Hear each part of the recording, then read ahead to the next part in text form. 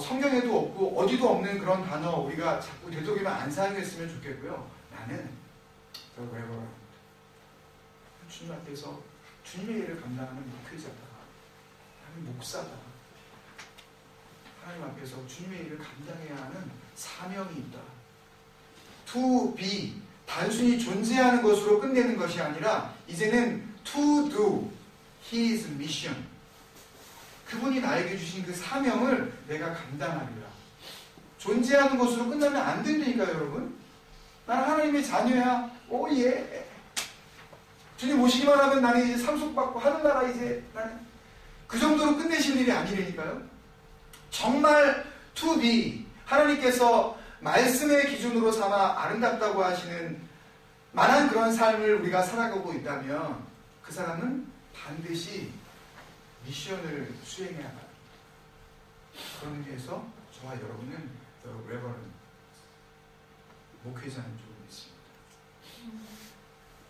이 The Proud와 나뉘어지는 이 The Reverent의 두 가지 극명하게 나누어지는 그 모습을 오늘 간단하게 이렇게 정리해 봅니다. 먼저 The Proud입니다.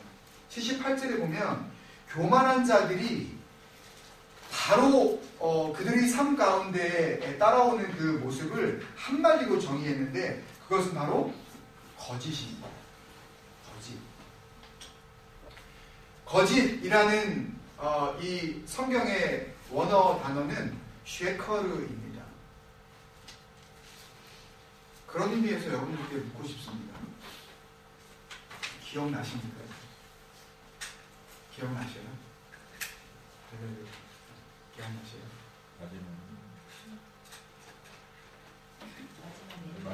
예. 네. 주님께서 우리 모두에게 떠나야 할 것. 시편 119편 29절에 거짓 행위들을 내게서 떠나게 하시고 주의 법을 은혜로이 내게 베푸소서. 바로 이 한 구절의 말씀을 가지고 깊이 우리가 묵상했었던 바로 그 순간 이것에 대해서 우리가 돌아보게 하셨었던 바로 그 단어 쉐커르라는 단어. 시련이 다가와도 말씀으로 이기고 말할 수 없는 고통 속에서도 말씀을 의지하고 이겨냈었던 바로 이 시인이 절망 가운데 나락으로 빠질 수밖에 없었던 자기 신앙의 발목을 잡는 이 믿음의 다크호스, 이 암적인 존재, 자신도 몰랐었던 말씀이 채워지고 나니까 이제 자기의 신앙의 수면 위로 떠올라서 그래서 자기의 진정한 신앙들을 완전히 방해하는 그 정말 심각한 암적인 요소, 그게 뭐라 그랬어요? 거짓입니다. 여러분, 이것을 우리가 분명하게 제거해야 하는데 그것에 대한 것을 이제 시인이 10번째 연애에 들어서면서 이야기를 합니다. 이제 그 거짓 행위는 자기의 것이 아니라는 선포를 주님 앞에서 용기 있게 선언하고 있는 거 아닙니까? 거짓은 누구의 것이다? 교만한 자의 것이다. 나에게는 이제 거짓된 것이 남아있지 않습니다. 거짓된 것, 우리가 다시 한번 은혜를 되새기는 마음으로 4가지로 제가 정리했었는데 3월 11일 둘째 주에 나눈 말씀 가운데 4가지를 이렇게 정리했습니다. 첫 번째는 선동입니다. instigation. 사도행전 20장 30절 말씀을 드리면서 제가 같이 나누었었습니다. 내가 알거니와 여러분들 가운데 누구를 따르게 하려고. 사도행전 20장 30절 한번 찾아보시겠습니까?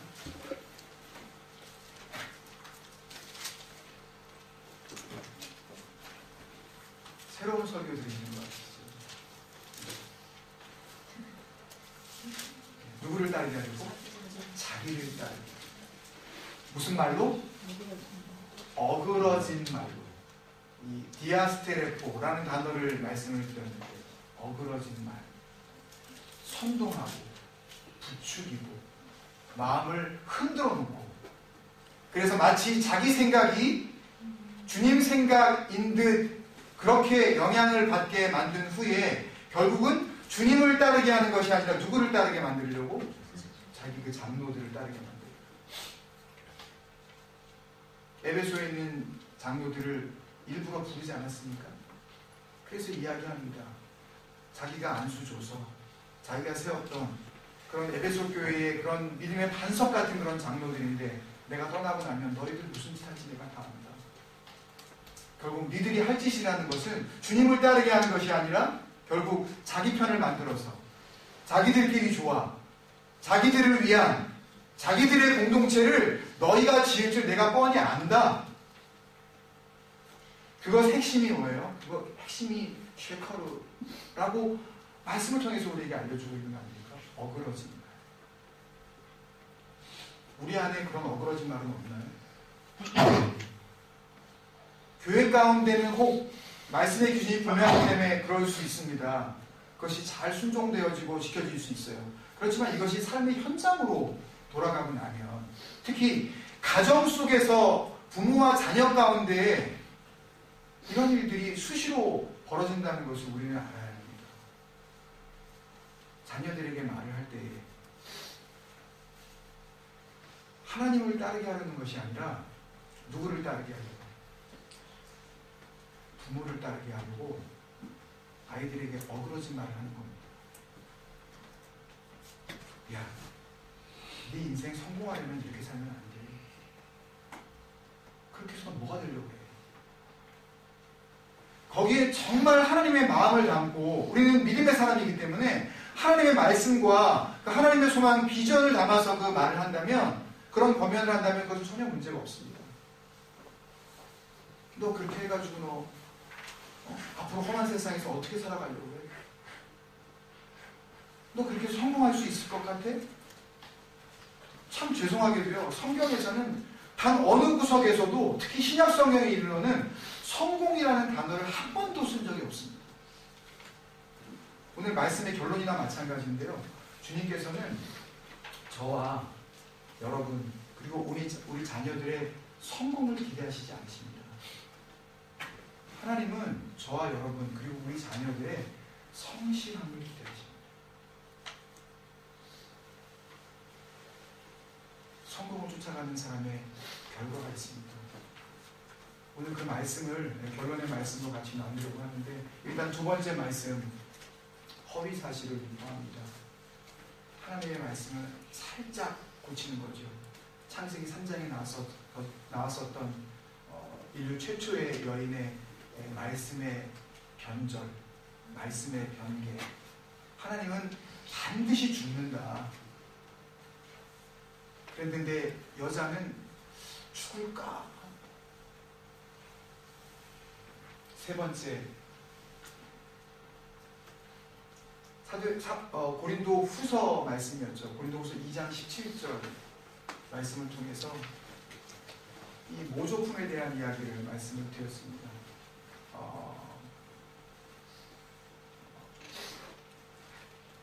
이 모조품이라는 이 단어, 카페툴레오라는 단어를 말씀을 드리면서 카펠로스라는 이 단어는 이 행상, 보따리 장수라는 그런 의미인데 말씀에다가 마치 이 보따리 장수가 포도주 한 병을 사서 거기에다가 물을 타서 2병, 3병을 만들어서 부당한 이득, 폭리를 취하려고 하는 그런 그 모습으로 살아가는 것처럼 마치 복음을 전하는 자들이 수많은 사람들이 이렇게 나타난다. 어떻게 하려고? 우리를 혼잡하게 하는 말을 하려고. 이 혼잡하게 한다라는 이 말씀이 바로 세 번째 쉐커르 단어의 그 말씀에다가 다른 것을 집어넣는 겁니다. 세상 성공주의, 또 긍정의 힘, 또 적극적인 사고 방식, 할 수 있다, 하면 된다, 뭐 이런 생각들을 집어넣고 이게 마치 무슨 어떤 기업체에서 아침에 조회 시간에 우리가 오늘 한번 열심히 해봅시다 라고 선포하는 식으로 우리가 할 수 있다고 선포를 하면 그러면 정말 우리도 할 수 있는 존재가 되어진다라고 그렇게 주문을 외우게 만드는 그런 교회들이 얼마나 많습니까? 그죠? 이런 것들을 나는 용서하지 않겠다. 마지막으로 미끼로 사랑하지 않는다. 고린도 후서 4장 2절에서 한 번 더 나온 말씀인데 똑같은 혼잡해 하는 말이라는 그런 말씀을 했지만 이 돌로오라는 단어를 제가 말씀드리면서 돌로오라는 단어는 이 allurement, 미끼라고 말씀을 드렸는데 이 말씀을 던짐으로써 그들이 이 말씀을 미끼가 되어 덥석 물게 하고 덥석 무는 순간 뭐를 잃는 겁니까? 생명을 잃는 거예요. 진정한 소망을 잃어버리는 겁니다. 거짓은 이렇게 우리에게 우리의 삶 전체를 우리의 신앙 기초 자체를 아예 송두리째 무너뜨리게 만드는 그런 신앙의 암적인 존재라는 것을 우리가 기억하면서 두 번째 이 The Reverent 하나님 앞에서 예배하는 자들 이들의 삶은 어떻게 주님 앞에 귀결되어지느냐 80절 말씀에 보면 내 말씀으로 주의 율례들에 완전하게 하사 라고 하는 말씀을 시작하면서 미리 말씀을 드렸는데요. 이것은 완전하게 하사 라는 것은 주님 앞에 완전하게 순종한다는 그런 말씀으로 제가 말씀을 드렸는데 이 완전이라는 단어는 타밈이라는 그런 단어입니다. 이 타밈이라는 단어는 역시 거짓이라는 단어 쉐커르가 가지고 있는 네 가지 뜻이 있는 것처럼 이 타밈이라는 이 완전이라는 단어에도 네 가지의 의미가 있습니다. 첫 번째는 성실함입니다. 내가 하나님 앞에서 타밈, 완전하다라는 것은 나에게 하나님을 향한 성실함, 인테그리티가 있다는 것입니다. 하나님을 향하여서 흔들리지 않은 겁니다. 하나님을 향하여서 내 모습이 언제나 성실한 모습 그대로. 하나님께서 원하시는 삶은 성공한 삶을 기대하시는 것이 아니라 성실한 삶을 살아가고 있는 사람을 하나님께서 기대하고 계신다는 것을 우리는 이것을 통해서 알 수가 있습니다. 두 번째는 진실함입니다. sincerity. 하나님 앞에 예배하고 하나님 앞에 찬양하고 교회를 떠나 삶의 현장으로 돌아갔을 때에도 예배 가운데 보였었던 그 모습이 진실이었다면 삶의 현장에서도 보여지는 모습이 정말 sincerity-하냐. 여러분 이것에 주님 앞에 아멘 하실 수 있습니까? 나는 예배 속에서 공동체 안에 보여진 지체들과 하나님 앞에 드러난 내 모습과 예배의 자리를 떠나 삶의 예배의 자리로 나아갔을 때의 나의 모습이 동일하다. 내 마음과 내 심령의 상태는 이렇게 모여 함께 있을 때나 각자가 흩어져 자기 삶의 영역, 그 현장에서 살아가고 있을 때나 내 말과 행동과 생각과 내 태도에 변함이 없는가? 이것이 뭐예요? 이것이 진실함입니다. 단순히 거짓말하지 않는 정도, 나 거짓말 잘 안 해요. 이 정도의 의미가 아니에요. 세 번째, spotlessness입니다. 결백한가? 하나님 앞에서 정말 결백한가? 하나님 앞에서 흠잡을 데가 없는가? 하나님께서 나의 삶의 모습을 볼 때에 하나님께서 책망하실 만한 그런 모습을 나는 살아가고 있지 않는가? 여러분 한 주간의 삶을 돌아보면서 주님 앞에 우리가 기억하며 다시 한번 주님 앞에 회개해야 할 것은 혹시라도 우리가 주님 앞에서 흠 있는 삶을 살았다면 주님께서 내 삶의 모습을 보시고 네가 결백하지 않은 그런 모습으로 내 앞에 나와 제사 드리는 것이 내 앞에 나와 예배하는 것이 마땅치 않다. 그 예배를 내가 받을 수가 없다 라고 만약에 주님께서 하신다면 우리가 이 시간 말씀을 들으면서 눈을 감고 여러분들이 기도하시는 그런 시간을 갖지 못한다 할지라도 지금 눈을 뜨고 말씀을 들으며 마음 가운데 어떻게 하셔야 되겠습니까? 주님, 흠 많고 점 많은 나의 삶을 주님 용서하여 주옵소서. 주님께서 책망하실 일이 많았던 나의 삶, 주님 결국 완전한 삶, 탐임의 삶이 아니었다면 지금 이 시간 말씀을 듣는 이 와중에 주님 앞에 내 영을 들어 영신 하나님께 간절히 기도합니다. 하나님 용서하여 주옵소서. 진짜 회개의 삶을 내가 살 수 있도록 주님 나에게 은혜를 더하여 주옵소서. 여러분 기도하셔야 되지 않겠습니까? 여러분? 네 번째 마지막으로 바로 섭니다. 어제 발음 때문에 지적을 당했었던 uprightness. 바로 서는 겁니다. 바로 서는 거예요. 누구 앞에서요? 주님 앞에서. 어디 위에? 말씀입니다. 하나님께서 보시기에 내가 살아가는 내 삶의 모습을 보고 참 바로 섰다. 비뚤어지지 않았다. 참으로 주님을 향한 우리의 모든 삶의 모습들이 주님께서 보시기에 upright하다. 주님께서 영광 받으실 만한 그런 삶으로 나아가는 것, 이것이 완전한 삶인데요. 부담스러우신가요? 와, 주님께서 요구하시는 것이 이 정도의 수준이었어. 이렇게 주님 앞에서 내가 인테그리티 해야 되며, 내가 신시어리티 해야 되고, 내가 스팟리스니스 해야 되고, 내가 정말 이 클린니스를 내가 주님 앞에 내가 약속드려야 하며, 내가 주님 앞에서 이토록 바로 서서 upright하게 살아가야 하는가? 부담스러우십니까, 여러분? 주님은 이것을 위해서 우리에게 말씀을 주신 줄로 믿습니다. 말씀 안에 거하기만 하면 이 모든 것들이 타민의 은혜로 우리에게 주어짐을 우리는 감사해야 될 줄로 믿습니다. 이것을 다 지키려고 하면 우리는 율법주의자가 될 것입니다. 그죠? 이것을 생각하고 고민하고자 하면 우리는 기억도 한 단어도 제대로 못할 거예요. 그 대신에 우리에게 주신 선물, 그 영원한 최고의 선물, 그 말씀을 의지할 때에 주님 앞에서 완전한 삶, 이 탐임의 은혜 가운데 살아가는 삶을 살 줄로 믿습니다. 마지막으로 결론입니다. 그 결과는 수치로 드러나게 되는데요. 이렇게 갈리어집니다. 수치를 당하거나 수치를 당하지 않거나. 여러분 삶 가운데에서도 이 소위 쉐임하다는 거, 부끄럽다는 거 되게 싫어하죠. 특히 우리 아이들이 되게 싫어합니다. 이민 생활하면서 엄마 아빠가 영어 못하면 되게 쉐임하죠, 여러분. so shame, what a shame. 네? 그런 단어 쓰면 안 되는데 막 오마이갓 그러면서 막 하나님을 부르면서까지 막 엄마 제발 그러지 좀 마요. 아빠 그럴 때 그렇게 하는 거 아니에요. 막 되게 쉐임하죠. 그러면 그 사람이 혹시라도 이렇게 옆에 같이 서 있을 때 Is she your mother? 만약에 그러면 I don't know. 니네 아빠 비슷하게 생겼는데 아시아는 다 똑같아.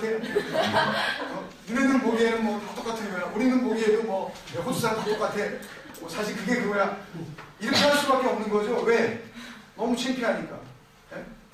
뭐 어디 물건 하러 살아갔을 때 한국식으로 막 엄마가 막 깎으려고 드려요. 옆에 서 있다가 자연스럽게 없어지죠. 아들내미가. 네? 한순간에 딱 옆에 봤는데 영어로 한마디 도와줄 줄 알았는데 딱 보니까 딸이 없네? 왜? 뭐 때문에? 창피하니까. 우리 엄마라고 하기에는 우리 엄마 아니에요? 우리 아빠 아니에요? 라고 싶을 정도로 어때요 마음이? 쉐임하니까. 수치스러우니까. 네? 사람 앞에서 정말 수치스러우면은요 그 자리에 있고 싶은 마음이 없습니다. 심지어는 우리 엄마인데 우리 아빠인데도요 우리 엄마 아닌데? 라고 그렇게 하고 싶은 그런 충동이 들지 않습니까 여러분? 하물며 하나님 앞에서 수치를 당하게 된다면 이 수치를 어떻게 우리가 감당하겠습니까? 이 수치는요 이 shamefulness한 것은요 우리가 피해야 할 것 가운데 정말 피해야 할 하나님의 저주 중에 저주입니다. 하나님 앞에서 수치를 당하는 것. 수치라는 단어가 부시입니다. 외우기도 좋아요. 영어 누구 이름 같아서 여기도 좀 좋은데요. 이 bus이라는 단어의 의미는 또 네 가지로 이렇게 정리할 수가 있습니다. shame, 망신을 당하는 겁니다. 누구 앞에서 망신을 당하겠습니까? 물론 하나님 앞에서도 망신을 당하지만 동일하게 사람 앞에서도 망신살을 당할 수밖에 없다는 것입니다. 하나님 앞에서 자기를 자랑하고 자기의 성공을 드러내고 교만한 삶을 살아 주님 앞에 말씀이 아닌 거짓된 것으로 그렇게 치장하며 살았던 사람들의 그 결과 망신을 피할 길이 없습니다. 두 번째, confounded입니다. 비슷비슷한 뜻들인데요. confounded, 내가 성공하려고 애썼습니다. 내가 이렇게 하면 잘 될 줄 알았어요. 우리 애들한테 그 길로 가라 그랬을 때 그래서 그 길로 가면 잘 될 줄 알았어요. 그래서 그거 되라고 얘기했습니다. 그래서 그거 공부하라 그랬어요. 그래서 그 회사 들어가라 그랬고 그 일을 그렇게 감당하라 그랬습니다. 그랬는데 그 결과가 나중에 알고 봤더니 당황스러운 일이 벌어지네요. 어떤 형제가 어떤 설교자의 말씀을 듣고 결단을 했습니다. 아, 영향력을 미치는 사람이 돼야 되겠구나. 그래서 법률가가 되라는 조언을 듣고 변호사가 됐어요. 변호사가 돼서 실제로 변호사의 일을 감당하기 시작을 하는데 삶 가운데 변호사로서의 자기의 역할을 감당하려고 애쓰면 애쓸수록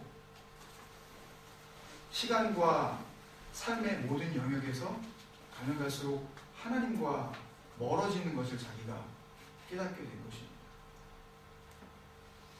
그때 이 형제가 저에게 와서 고백했습니다. 제가 집사일 때인데요. 집사님, 저는 그분이 말씀하신 대로 변호사가 됐습니다. 그런데 변호사가 되면 끝나는 줄 알았습니다. 변호사가 되는 걸로 자신이 하나님께 영광을 돌릴 수 있다고 생각을 했는데 변호사가 된 후에 내가 어떻게 살아야 할지 그것을 알지 못하고 나니까 컨파운드, 당황스럽다는 거예요.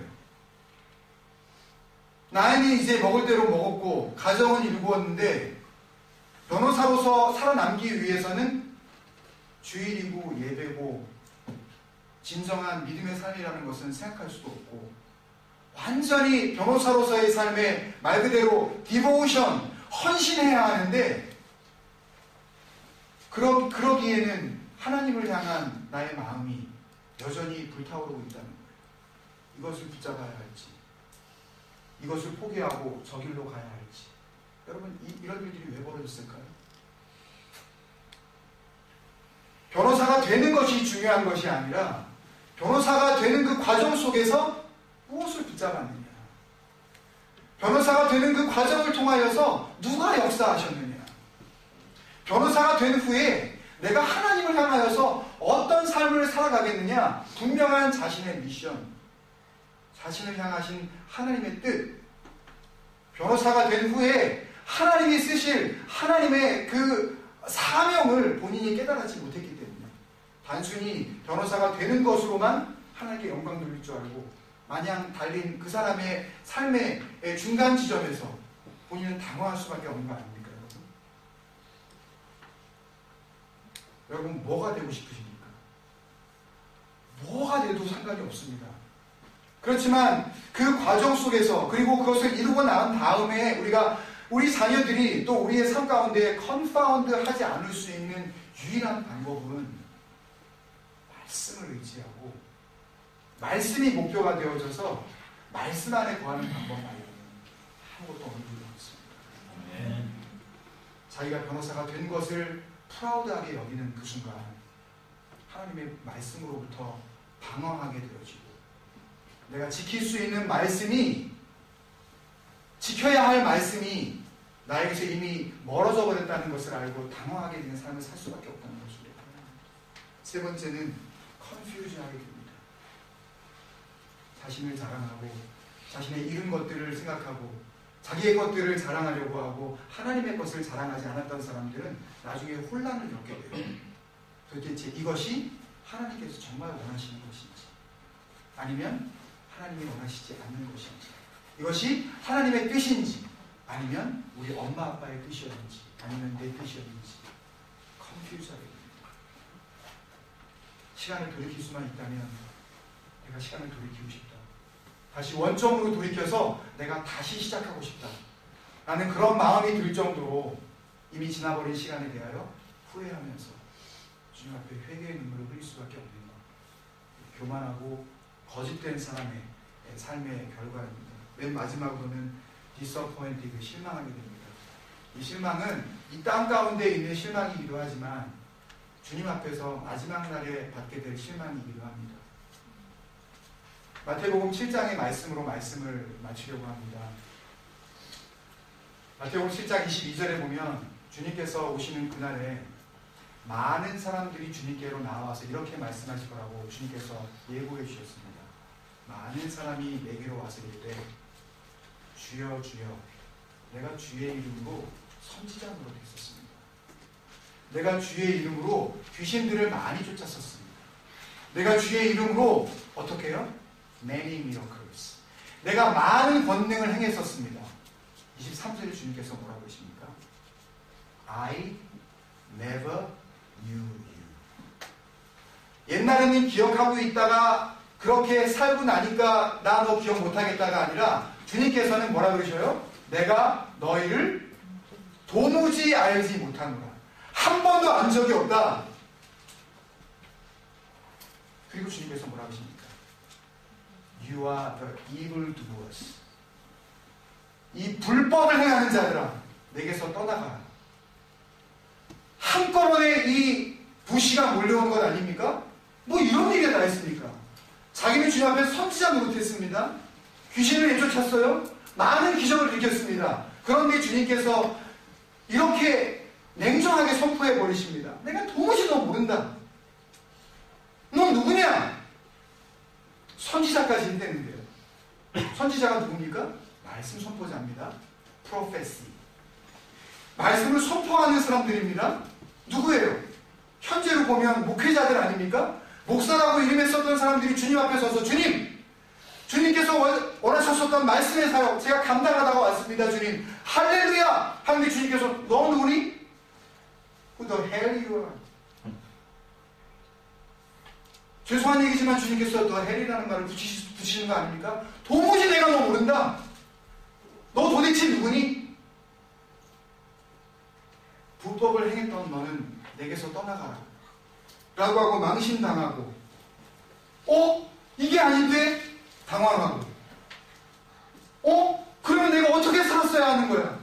혼란스럽고 맨 마지막에 절망적인 실망 가운데 주님 앞에 버림을 당하게 되는 거 아닙니까? 이유가 뭡니까? 아버지의 뜻을 알면서 그렇게 살지 않았기 때문에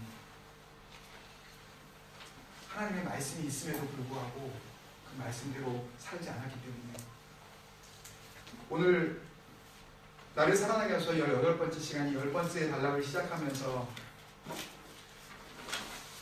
이 말씀의 부제목은 제가 말씀에 순종할 때 나에게 일어나는 일, 이 탐임의 삶, 주님 앞에서 그렇게 성실하게 살아나갈 때 우리에게 일어나는 일을 살아계신 하나님을 만난다고 이렇게 말씀을 드렸습니다. 시편 119편 50절에서 우리가 같이 나누었었던 말씀, 이 고난이 이 말씀이 나의 고난 중에 위로라. 주의 말씀이 나를 살리셨기 때문입니다. 그때의 이 위로라는 말씀을 가지고 우리가 함께 위로를 받았었죠. 무슨 말씀이었죠? 네, 마데카솔이 아니라 네하마티.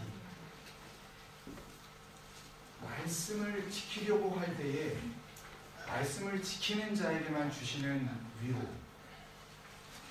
하나님께서 주신 위로가 그 사람에게 임한 겁니다. 주신 분은 누구예요? 하나님이십니다. 받은 자는 고난 가운데에서도 말씀을 지킨 자입니다. 이것을 욥기 6장 10절을 통해서 우리가 다시 한번 되새길 수 있었죠. 뭐였습니까?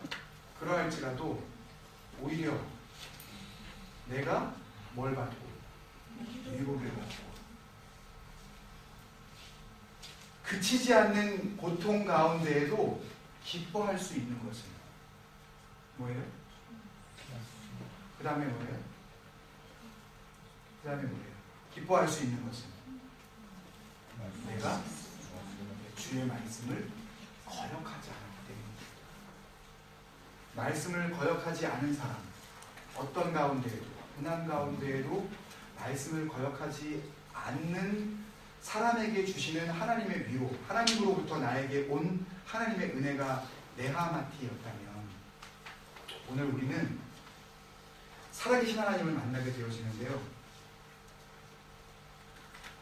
76절에서 그 하나님을 만나게 됩니다. 76절 보아오니 주의 종에게 하신 말씀대로 주의 인자하심이 나의 뭐가 되게 하시며 나의 위안이 되게 하시며 이 위안이라는 단어가 무슨 단어겠습니까? 근데 제가 분명히 성경에서 네하마티라는 단어는 딱 2번밖에 안 쓰였다고 그랬죠. 시편 119편 50절에 한 번 쓰이고 욥기 6장 10절에 한 번 쓰였는데 이 단어는 네하마티라는 단어가 아닌 나캄이라는 단어입니다. 나캄이라는 이 단어는 위로하고 있다라는 그런 단어죠. 하나님이 살아계셔서 역사하시는 하나님께서 하나님의 손으로부터 이제 떨어져 나와 나에게 임하신 위로라는 어떤 명사형의 하나님의 은혜가 임하는 것이 아니라 살아계신 하나님께서 친히 자신의 손을 피시고 나를 어루만져주고 계시는 바로 그 하나님을 만나고 있는 겁니다. 누가? 말씀을 순종한 사람. 말씀